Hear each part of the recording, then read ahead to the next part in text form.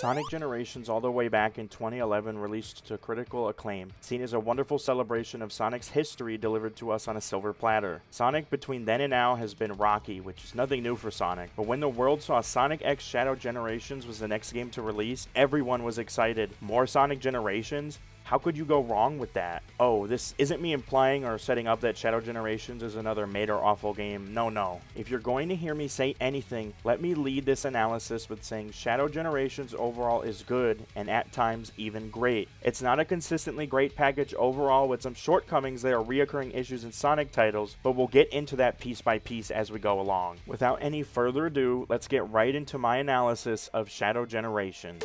Should we start with the story? Yeah, let's start with the story. This game takes place during Sonic Generations, so while that might initially set your expectations lower due to Sonic Generations' lackluster overall story, I'd say Shadow Generations uses its time meaningfully without retconning or changing much. Everything on Sonic's side still plays out the exact same, but now we get to see why Shadow was just chilling out all on his lonesome and refusing to give up his Chaos Emerald without a battle. Shadow was on the Ark instead of joining Sonic at his birthday party, with Rouge prodding him about it. However, Shadow has more important things to do, like going after the biosignature aboard the Ark that Gun detected. He was sent there to ensure there's no threat, and now the stage is set for the gameplay to begin. When you go through this first level of Ark, you run into a familiar face that taunts Shadow with a bunch of cryptic nonsense. Fate this, fate that. Shadow kicks him into next week to shut him up, and from this point onward, you return back to the Ark. You wrap up the level, which leads into another cutscene.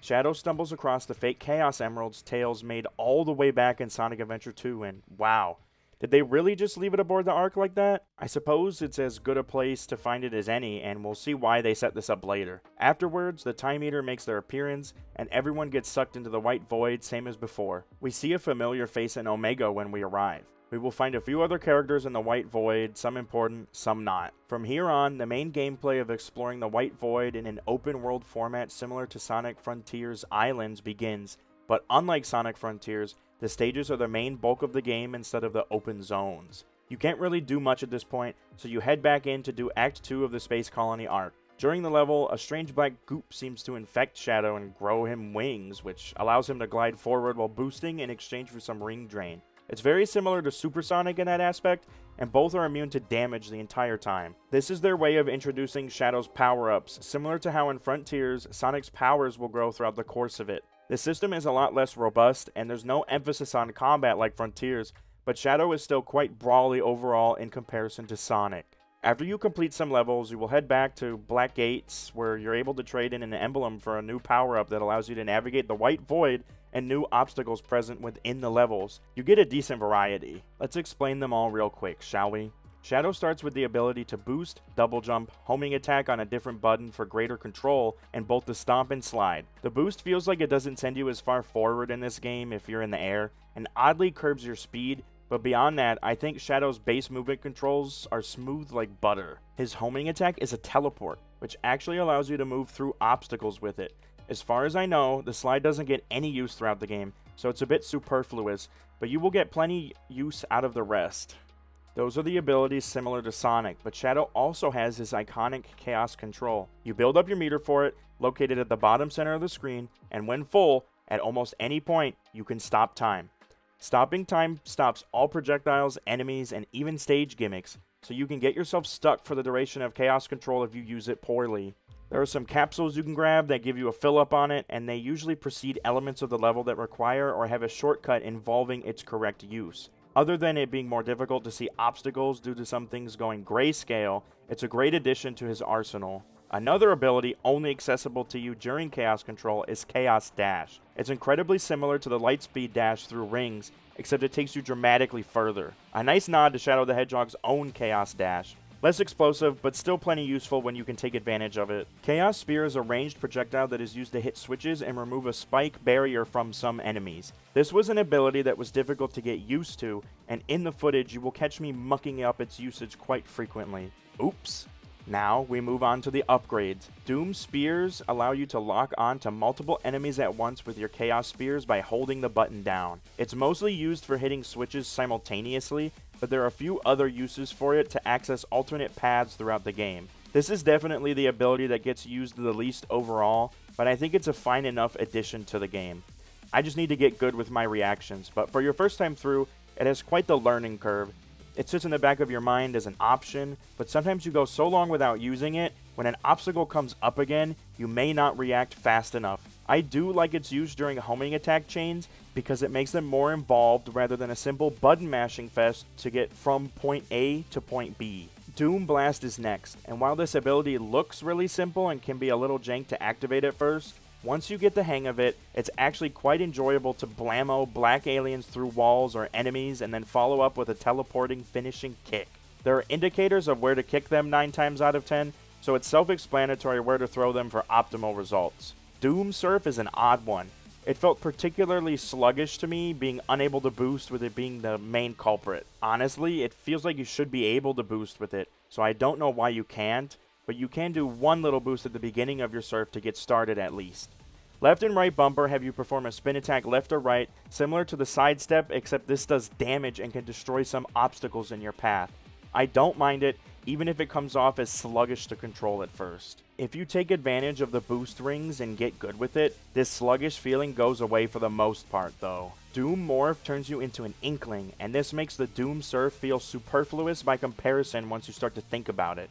Splitting up the two forms probably reduced how complicated each one was, so I understand the reason for doing it. Doom Morph probably has the largest learning curve for understanding its controls and have them becoming intuitive navigation tools in your arsenal. The swinging is cool and all, but I found I often went places I never intended to. While this form can boost unlike Doom Surf, you need to be aware of the direction you're facing when you boost. Unlike normal Shadow, where he turns on a dime, this form has a turn speed, and if you do not wait, you will find yourself boosting off in a direction you never intended. I'm unsure why they made Doom Morph have this slower turning speed, because it reminds me of some issues I was having getting back into the groove of playing Sonic Generations. I played Sonic Generations through first to really compare it to the new gameplay style, and man, does Shadow Generations really blow Sonic Generations out of the water. However, we're talking only about Shadow Generations today. Thoughts on Sonic Generations will come later. Finally, even though we got a little tease of this ability earlier, we unlock Doomwing last. It is essentially the super form of this game, allowing Shadow to glide as long as he has boost gauge remaining. Also, while in this form, touching down on the ground will rapidly refill your boost gauge. You cannot glide infinitely. Don't make my mistake. I am a huge fan of this in particular because it's an identifiably very Shadow ability that just isn't Supersonic but Shadow's version. I love that he gets to have this just to himself. Great stuff. And one additional thing to point out, you can choose whether you want to have the Doomwings on or off in replays of the zones, offering you 2 different times for wings and no wings. Very nice touch, because the skips the wings allow would dominate the leaderboards undoubtedly, and I can see a lot of people not being necessarily into that. With all the abilities out of the way and hopefully thoroughly explained, we come to the main meat and potatoes of the game, the zones. There are 6 zones in total to play through, each with 2 acts. The zones in question are Space Colony Ark, Rail Canyon, Kingdom Valley, Sunset Heights, Chaos Island, and Radical Highway. I love the selection here besides maybe Chaos Island, but that is due in part to me having never played Sonic Frontiers to completion. I haven't played Sonic Forces either, but Sunset Heights still stood out to me as fitting in, even if it's a future zone considering the timeline shenanigans. On top of 6 zones with 2 acts apiece, we also have 4 boss fights that have hard mode versions of themselves. These are Biolizard, Metal Overlord from Sonic Heroes, which was my first Sonic game by the way, Mephiles, and a final showdown with Devil Doom. I recently made a short talking about Sonic boss battles frequently being hit or miss and questioning whether their continued existence was necessary, but this game overall has what I'm looking for out of them. Metal Overlord and Devil Doom are similar to Sonic Advance 2 bosses that have you constantly moving, and they're both done very well. Both were enjoyable and tense. I never felt like I was waiting for my opportunity to attack. Biolizard and Mephiles are fought in an arena, and while you're not zooming after them, they remain engaging because of Shadow's better controls. If you've played any other Boost Sonic game, you know how stiff Sonic feels whenever you aren't going forward at the intended pace. Shadow doesn't suffer from that problem, controlling similarly to Sonic Frontiers and, in some sense, like Adventure 2. He's nowhere near as loose as Sonic from SA1, but this is a great direction. Shadow doesn't feel unnecessarily weighed down, and I feel in full control of him. It's intuitive, and please keep this formula going forward, Sega. improve on it, but please, please, please don't throw it away for something new entirely. I'll burst a damn blood vessel if you throw this golden egg away. The important part of any Sonic game, besides the feel of the controls, is how the levels play, right? This makes or breaks Sonic games, because poor level design can break the flow of an otherwise fun movement system. I will say it now, I am not a fan of how quite a few levels play out, particularly the Act 2s of many zones, but let me give some common complaints I have that sweep broadly across most of the levels. I am not a fan of the amount of automation present. Before I go on with this criticism, what do I mean by automation? An instance of automation is when you reach a point where you cannot progress forward any other which way without entering a scripted moment where your influence does nothing or almost nothing. Jumping at the right moment to hop onto a rail, hit a trick ring, or bounce up a spring when there's another path available isn't automation. Being shot between 5 springs at once to move forward to the next level geometry is automation. I feel like there's no other platformer that automates platforming as much as the Sonic series has, and it's something I don't like seeing. On top of that, I feel like there's an overabundance of springs, trick rings, and especially rails. Springs and trick rings are less out of place than rails that seem to be literally everywhere, and no, I'm not just complaining about Rail Canyon. This contributes to an overall feeling of the levels feeling especially artificial, like they aren't natural places that actually exist in the world.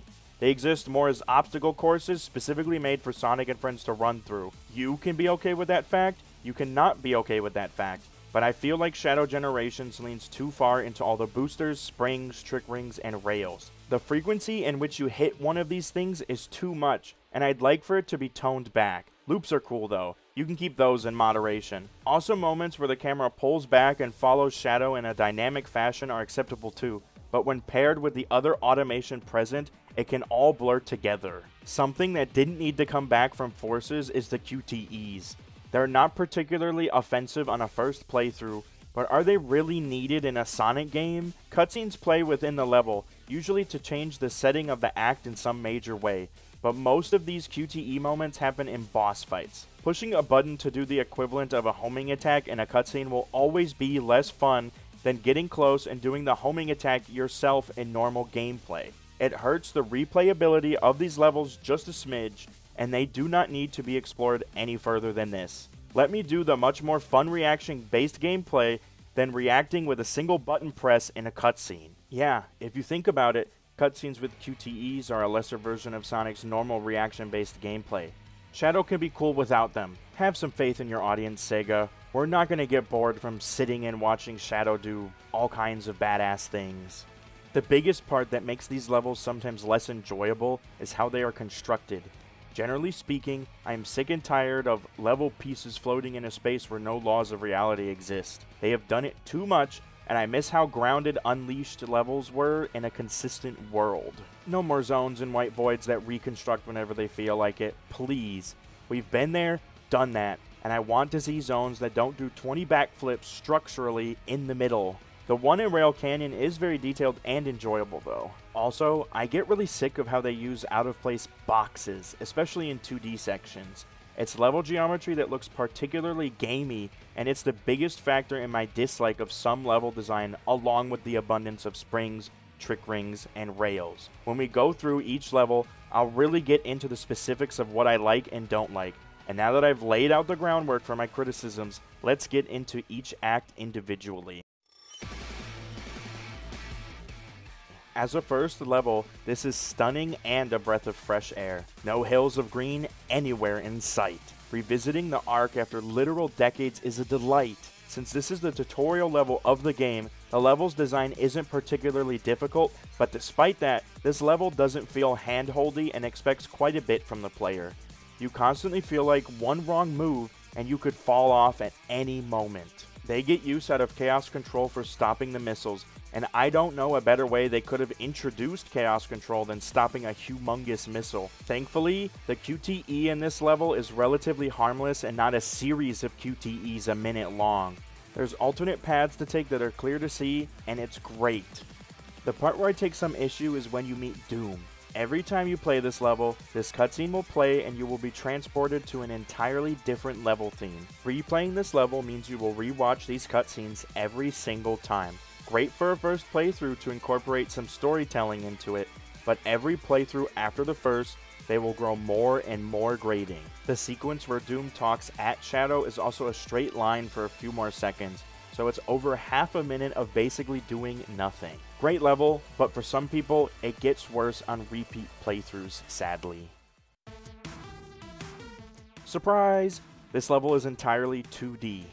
It starts off with some flashy spectacle, and it reintroduces those spinning gravity pillars that felt jank in SA2. They're jank feeling here too, unfortunately.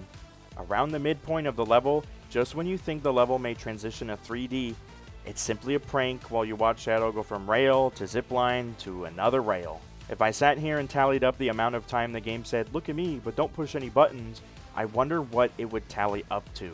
This is definitely a worse follow-up to Act 1, but at least it doesn't have any cutscenes. Compared to the previous, it definitely feels cheaper, like an afterthought mission slapped on, but it still looks great and plays well enough. It's one of the better 2D levels at least. There's not much more to say than that though, so let's move on. Rail Canyon has a lot of rails. Who would have thought? This level, when viewed individually, is an exhilarating ride, but when viewed in the scope of the entire game, it really doesn't help with the issues of overabundance of rails. If this had been the one level where they dominated the level design, it'd be fine, but they're present in every single level aplenty. Rails aside, there are plenty of opportunities for alternate paths, with some involving the use of chaos control. This level isn't too fun to play on replays due to the nature of significantly less interactivity, but it does give you a small break by transitioning to another Do-My segment. This involves a lot of dropping from the sky, which, in all honesty, isn't much more interesting than grinding on rails. I guess you can move 360 degrees rather than jump to a few rails at least. Great spectacle, enough interactivity to get you through a few times, but you really don't do a whole lot, and while I love my Sonic Heroes rep, I wish it was any other stage that didn't have rails. Most of the game as a whole's fault, as I've said, but still saddening to see. Okay, I may be blind because I had multiple instances of running straight into spikes while boosting due to the motion blur. Is that just me having a skill issue, or did that happen to others? This game does have some issues with readability at points, but it's not so bad that it pulls down the experience significantly. The vertical circle rails are fun, albeit fleeting. In this 2D level especially, it feels like if you are boosting and jump, it takes away all your forward momentum. That just me? Part of the reason I stop so much is because you travel faster on the ground, so getting onto it helps you keep your time low. This level is literally on rails, which will always feel worse in 2D than it does in 3D, but it doesn't overstay its welcome. Is this actually the shortest level in the game? Oh well, moving on. Let's hope for less rails going forward.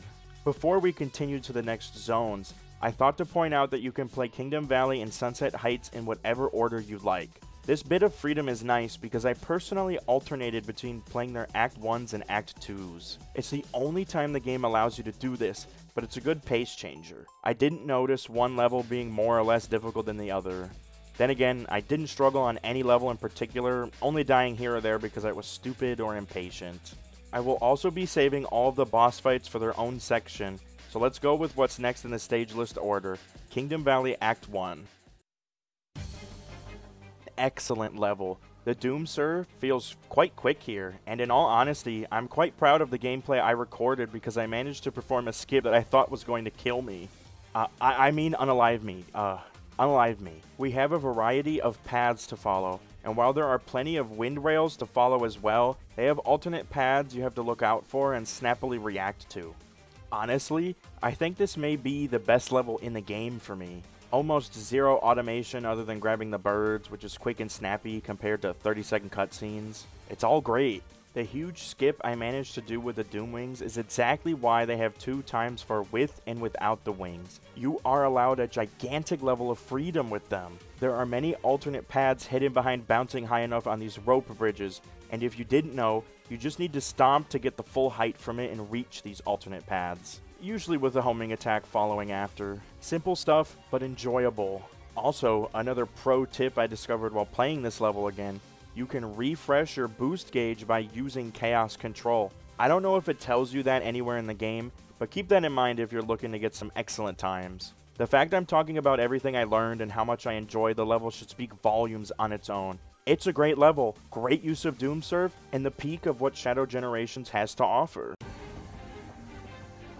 I get that the original Sonic Generations was split into 2D and 3D levels, but we don't play as classic Shadow during the 2D levels, now do we? My first playthrough of this level, I remember enjoying it a lot less, but on the second playthrough where I got more of the alternate paths, it was a lot better. Regardless, this is definitely a weaker level than Act 1. When you give me juicy 3D levels to start, and then lower the amount of dimensions afterwards, it just feels less interesting.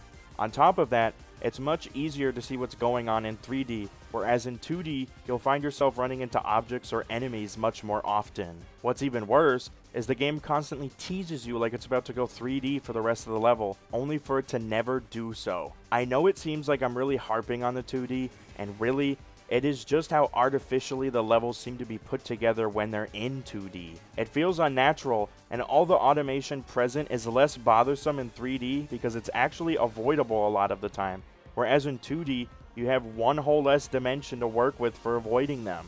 Don't get me wrong either, I love 2D games. I just don't think Shadow Generations 2D's levels are much to write home about. Due to the comparison between not only its 3D levels, but everything present in Sonic Generations bundled alongside it, it's difficult to not draw comparisons between them. It's not a skill issue either, because in all the footage so far, I have S-ranked each stage. Don't pull that card on me in the comments. I'm watching you, little Timmy. I haven't said too much about the act itself. It's fine. It exists. Act 1 is more fun. I don't know how they would fix the thematic issues I have with the levels feeling artificial besides including more natural looking level geometry and less springs, trick rings. You get the idea. No cutscenes and little automation makes this good fun to master, and like I mentioned, my first playthrough was rough, but the second one where I took alternate routes was much more thrilling. The Forces level. I've never played Forces, so I can't comment too much on it truthfully, but I will try my darndest. The level opens fine enough, but you drop down into a lower area about halfway through. Before you drop down, there is not as many alternate paths to go down, maybe 2 at most for some parts. When you get underground, things become more diverse for about 1 minute, but we have another Doom segment that provides us with lackluster replayability once again. Sunset Heights is probably the worst 3D level so far, and might be in this game. Also, I use the wings to boost through the goop in the Doom section. Oops. I'm playing the game properly, don't worry. It's definitely a good thing there are 2 separate times for wings and no wings. As a plus, I think this level has the least amount of rails, and I do have to say I appreciate that. Well, at least until the Doom Eye section appears anyways. Maybe none of this is a fair comparison because there's so little of the level to begin with. Another thing I noticed is, when you're going down this one section with the one Death Egg robot throwing rocks, if you use Chaos Control, you may be able to homing attack the rocks and reach an upper route. If so, that's one of the sickest upper paths in this game, and Sunset Heights gets a lot of points for it. Not enough to make the Doom section less plain feeling, but I'd play this level any day over any level in half the other Sonic games. All the other 3D levels have a section where they open up, but this one does not, so oof. Let's see what Sunset Heights Act 2 has in store. The moodier, rainy atmosphere may make the name of the zone confusing, but I actually enjoyed this 2D level quite a bit. I can't tell if it was because I was becoming faster and the satisfaction of improving my time for that S rank was increasing my enjoyment, or if the level design was better.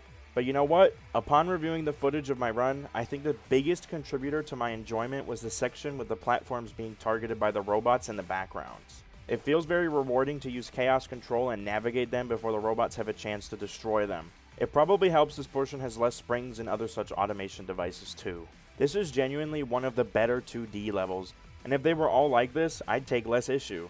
This act also suffers less from the unnatural feeling of the 2D sections. Less random floating blocks overall without being completely devoid of them. Shadow is running on ground or gliding along water, not floating boxes the whole way through. I guess you could say there's a good flow to the level geometry that felt more right than the other levels for me. On to the next.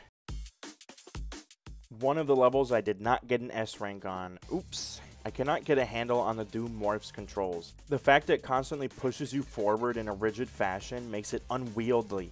because there's that lack of control there. Either go forward or go forward, because turning takes a whole arc. In the very beginning, I repeatedly died to these boxes because I would hit them with boost, then get sent flying backward and off. Skill issue maybe, but I can't be the only one who thinks the Doom Morph is jank. Also, after reviewing the footage, there was a time where I boosted and went through the boxes rather than being randomly shot backward, so this is a bug.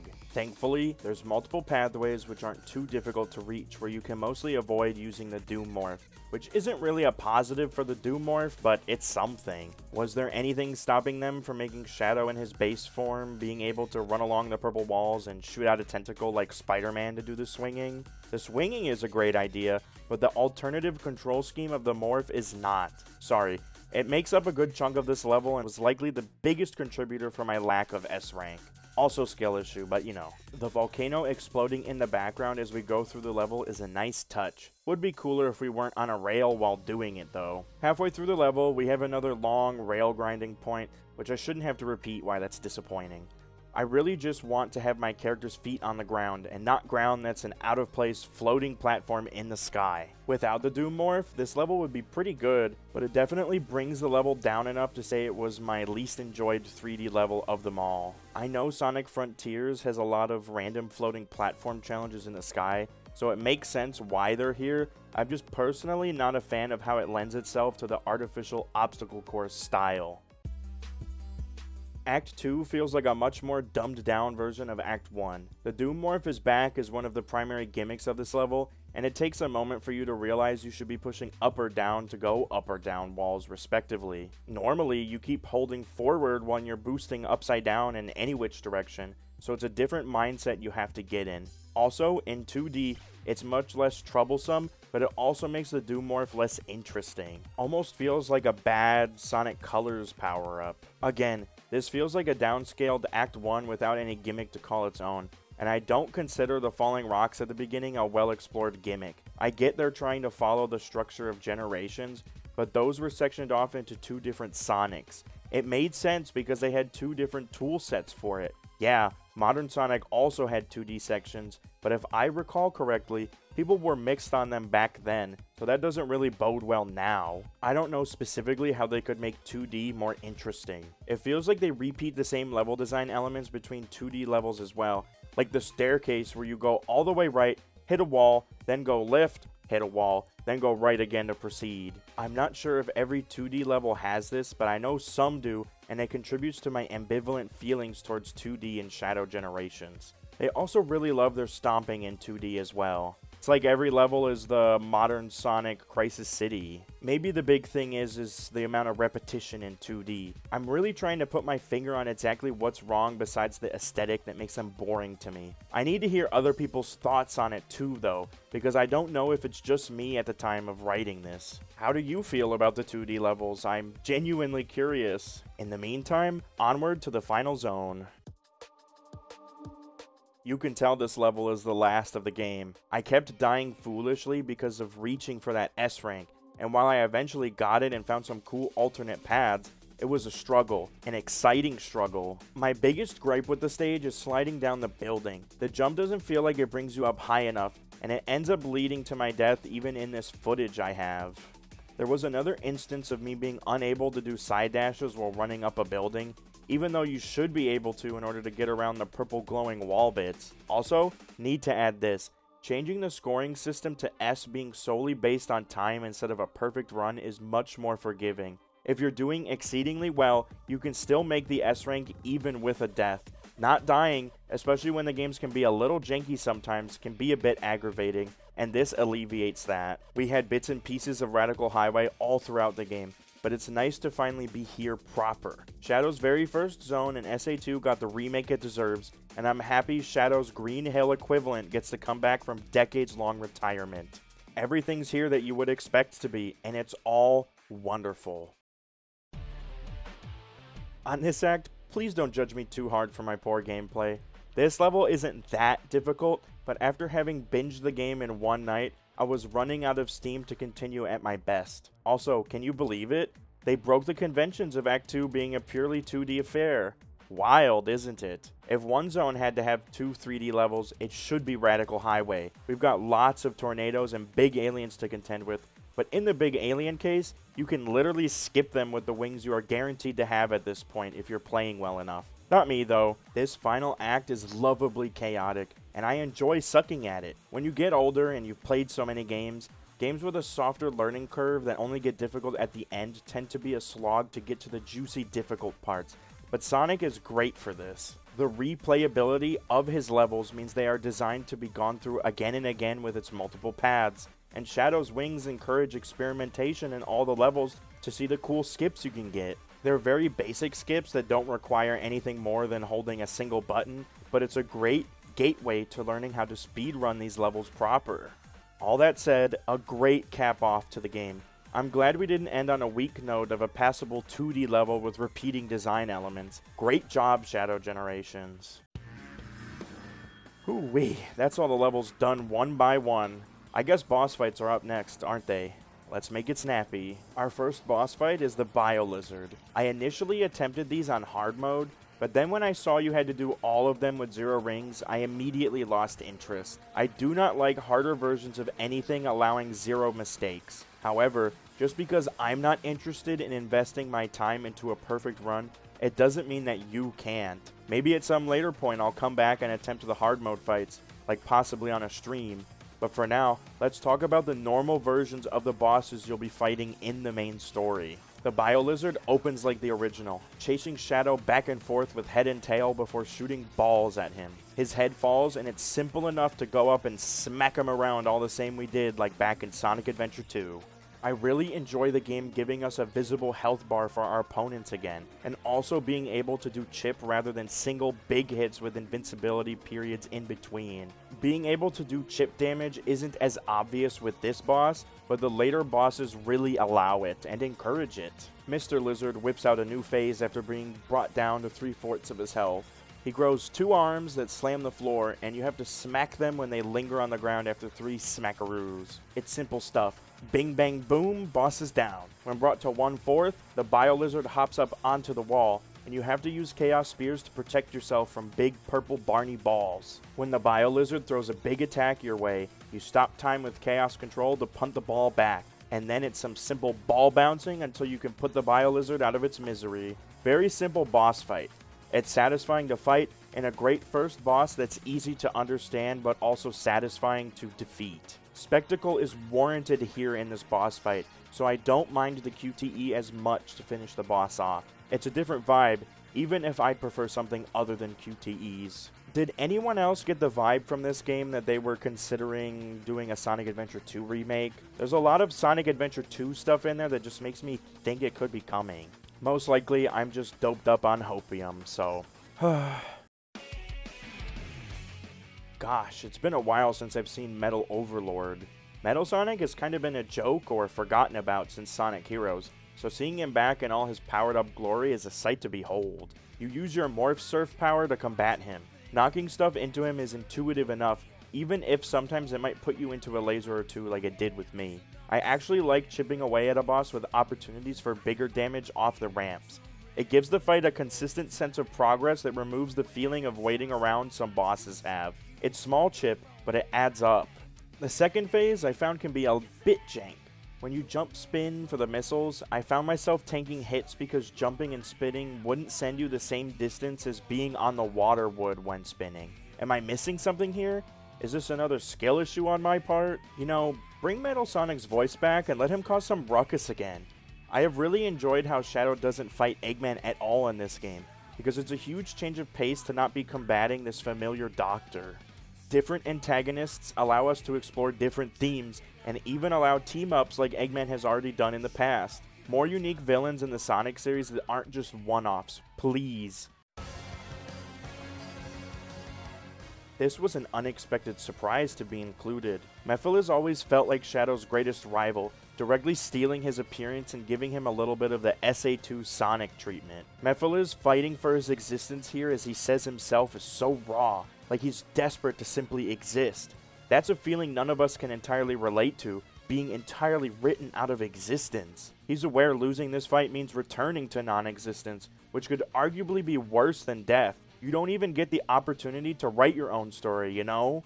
Morbid. Anyway, the fight itself takes advantage of the Doom Morph, unfortunately, but you won't have to wrestle with the jank of the form that much to get through it. There are plenty of rings to grab, so you can afford to make some mistakes. Continuously jump around the goop to avoid Shark Mephile catching you in his jaws, and after reaching the halfway point, he starts to drop pillars on you. Shoot up the purple goop one and defeat his clones in order to send him packing.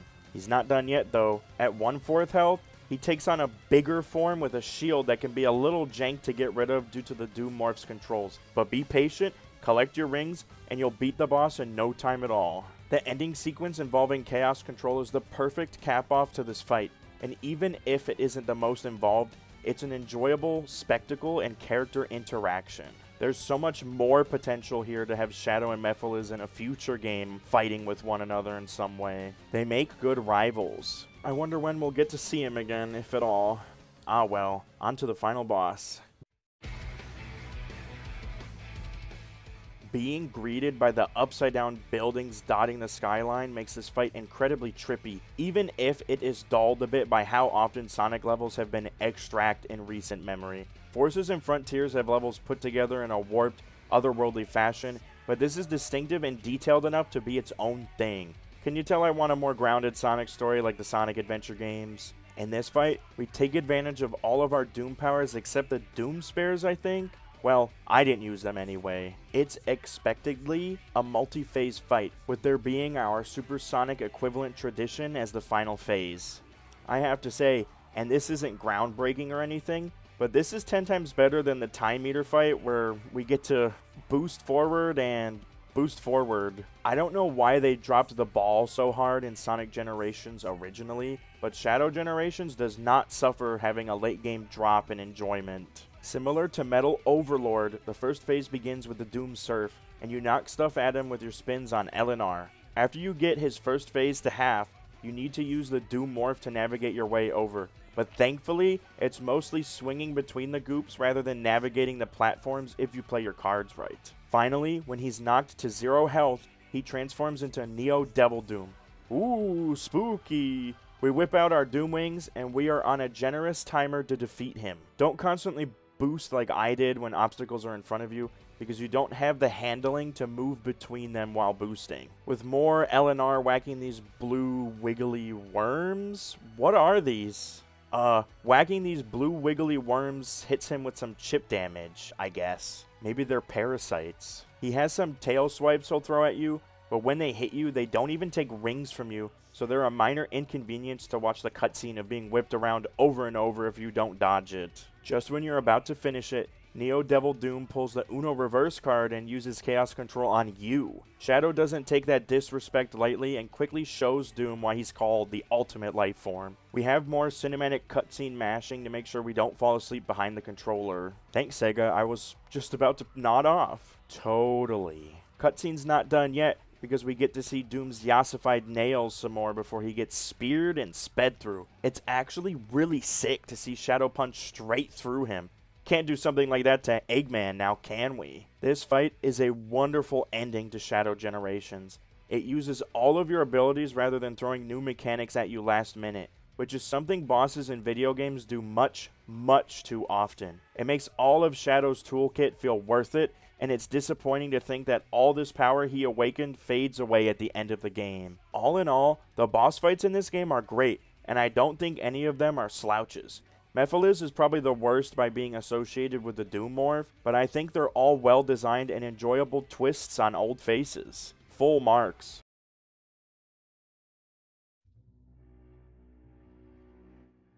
Whew, that's the bulk of the game done. We have a few more things to talk about still, but the end's in sight.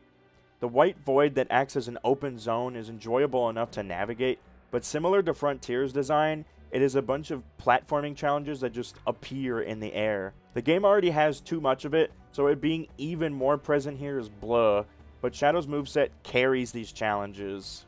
By all means, scamper all around here and find all the secrets, but it's not for me. I wasn't interested in doing any more than I had to. I collected 18 of the 96 collectibles, so if there's some super amazing secret behind all of them, I don't know about it. Something that's quite obviously padding to stretch the game time a bit longer is the mandatory challenges to unlock the keys for the bosses. There are only 6 zones in the game, which is what Sonic Advance 1 on Game Boy has, and compared to Sonic Generations 9, it is a noticeable chunk less. It makes it hard to think of this as its own separate game, because in my mind, it seems to me that it's more along the lines of a major expansion.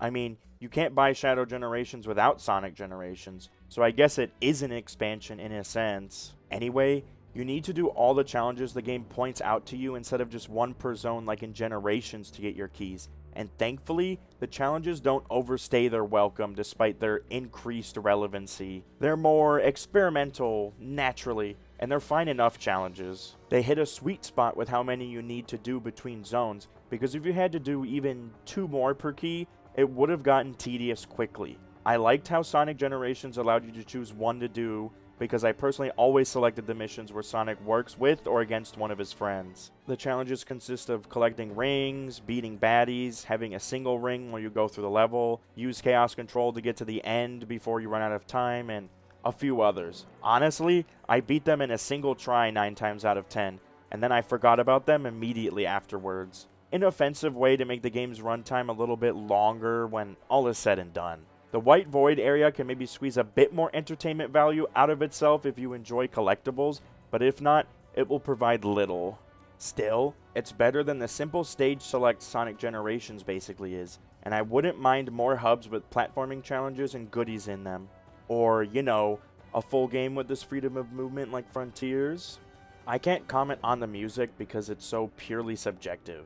I'll leave my comments on the music to someone else, but if you really want my personal opinion, all of the music was fine or good.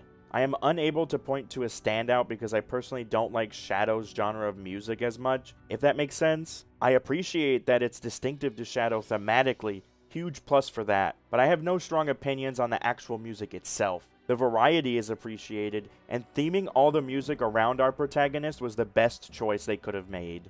Sonic music is pretty consistently good, I find, so while I can't praise it excessively, there will be people who love it because it is quality stuff, and I can recognize that. It deserves all the fans it gets. I guess we can wrap up the story now that we went through all the levels, right? It's simultaneously in-depth and not, but let me elaborate. Nothing that happens is significant to the Generations plotline as a whole, as it's all very personal to Shadow.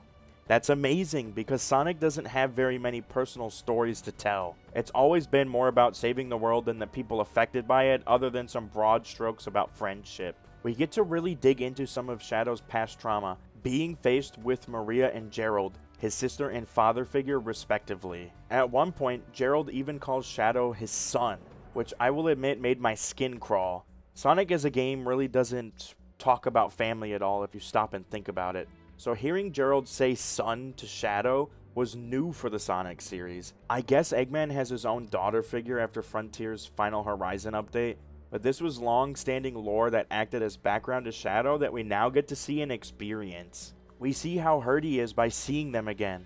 We see him contemplate potentially altering the timeline and saving them some way. At first, he sees Maria and believes her to be a figment of the world, ignoring her, but next time when she's being attacked, he's right there to protect her like always. You can really tell by just listening to them talk that their bond is strong, and it carries this story hard. Shadow's a strong character that lost all the people closest to him very early on in his life, yet he still continues on doing the right thing in their memory. That is so undeniably sweet, wholesome, and heartfelt for a character like Shadow who appears so edgy at first glance. He is so much more than meets the eye. That's what makes Shadow so brilliant as a character. Unlike Sonic, who's the main figurehead of the series and needs to maintain an E for everyone tone, Shadow allowed us to explore something very complex, his trauma and being confronted with it again.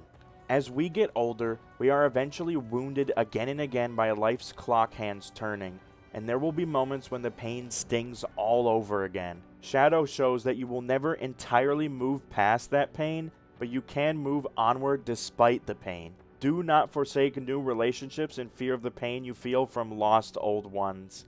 It's so very real and grounded, something we'll all be able to relate to in some aspect at a point in our lives. He gets to give them a proper goodbye here, and he deserves that after all he's been through. Everyone deserves a proper goodbye with their loved ones, and I'm truthfully getting emotional writing about this. Shadow's story hurts, but it hurts so good, and I'm glad we got this game. If you've taken my critical analysis of the stages or abilities as me having negative feelings towards this game, you're wrong. This game is great, and all the news saying Sega's winning and such is true.